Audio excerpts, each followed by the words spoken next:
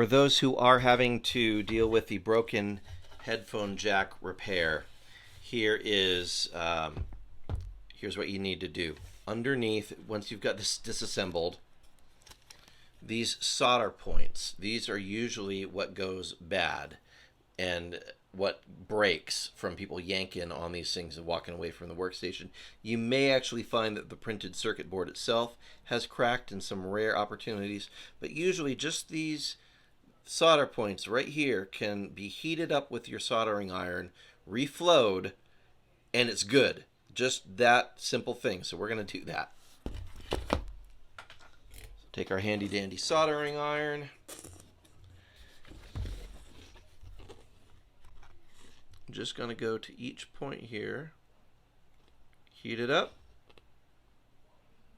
Heat it up. All we're doing is reflowing the solder on the one point. And after we've done that, oh, it's solid now. It's not wiggling all over the place. Amazing. All right, so theoretically, when we put this back together, that should work now. I'm going to do that with my other workstation as well because, well, actually, this is still a little wiggly, but it's way better than it was.